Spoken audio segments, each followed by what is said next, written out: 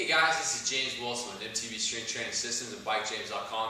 And today I'm going to show you a great routine that combines two of my favorite tools, the TRX and the Kettlebell, into a great 4-exercise circuit that's going to let you address a lot of the areas that you need to be successful as a mountain biker.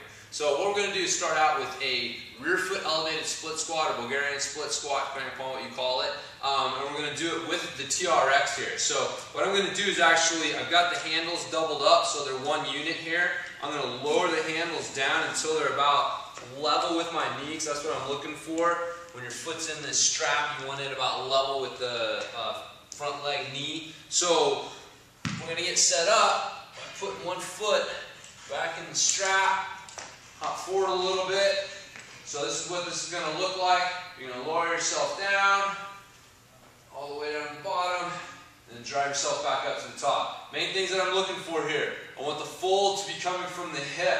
So I want you coming down and that shin staying pretty much vertical. I don't want you driving the movement from the ankle and that knee pushing forward over the foot. I want to make sure you're staying nice and tall. There's no collapsing as we come down. And on the way back up, you want to think about pushing the earth away from you to drive yourself back up. Squeeze your glute, pull your kneecap high, and push the ground away from you to get back up. So you can add load to this by grabbing your kettlebell and holding it in the rack position on the opposite side of the working leg. So if I got my right leg forward here, I've got this on my left side, execute a few reps, show you what it looks like with the weight, driving back up, down nice and steady, staying tall, drive the earth away from you, back up nice and tall. So that's your rear foot elevated split squat.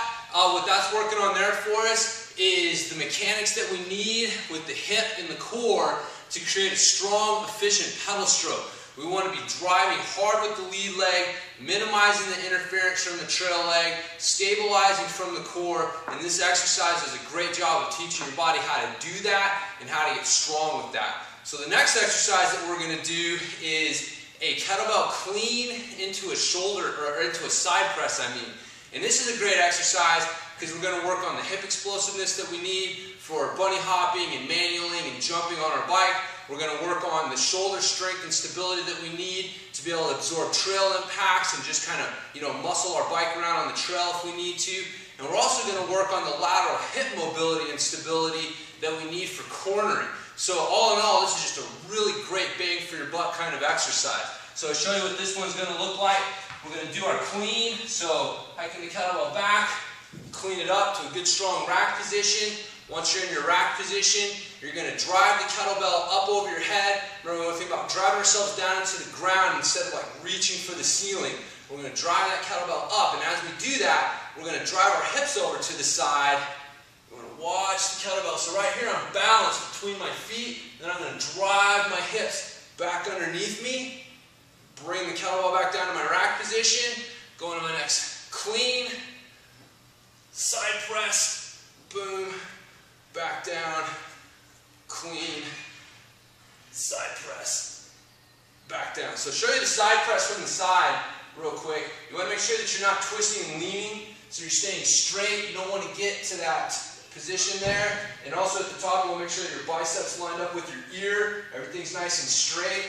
So that's what you're looking for. You don't want any twisting or leaning or anything like that out of your side press. So that's your clean into a side press. The next exercise that we're going to do is a single arm inverted row on the TRX here. So I'm going to leave the handles together.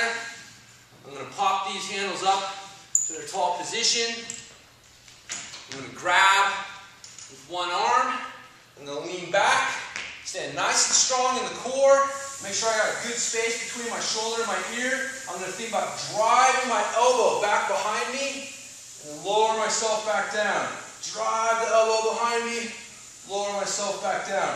So even though your elbow is not actually going behind you, if you think about driving your elbow behind you, it's going to make sure that you're activating the right muscles as opposed to trying to pull yourself up. So make sure you're thinking about driving that elbow behind you and keep good space between your shoulder and your ear. You don't want to get to the top and lose that and hunched up and trying to secure things from your neck. So make sure that you're keeping that shoulder space good.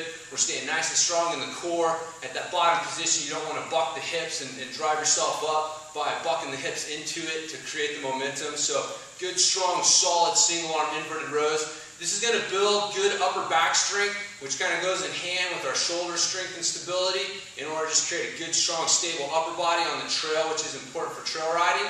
And then lastly, what we're going to do is a TRX fallout. And so for this, we're going to leave the TRX in the tall position.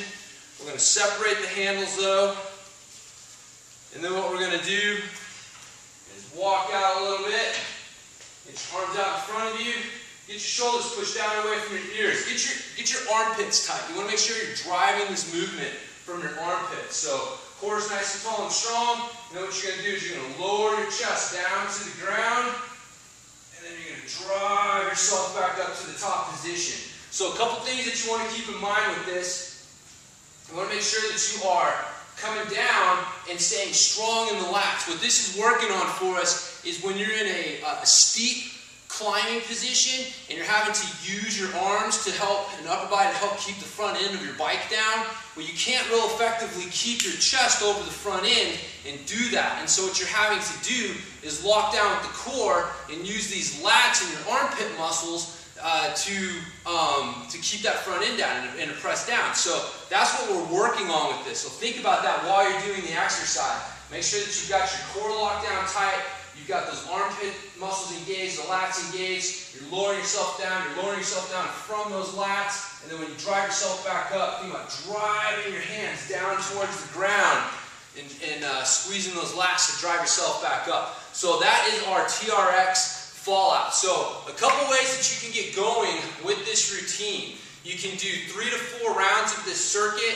I suggest doing 6 to 8 reps with each of these exercises. You know, if we're adding load or using the TRX, like moving in to increase the difficulty of the exercise. So we're shooting for 6 to 8 reps, 3 to 4 rounds. Or you can actually do this as kind of a mini cardio circuit where you set a clock for, say, 10 minutes and see how many rounds of this you can get through in that 10-minute time period. So a couple ways for you to start incorporating this routine into your routine. So again, it's a great way to start using the TRX and kettlebell to start giving you better results. Little mini routines like this are great to do on days that you're not doing a regular training routine, so that every day you're kind of moving in a positive direction. And so, yeah, so I hope you guys have enjoyed this little routine. Once again, it's been James Wilson with MTB Strength Training Systems. You can check me out on the web at bikejames.com, and I'll talk to you guys next time.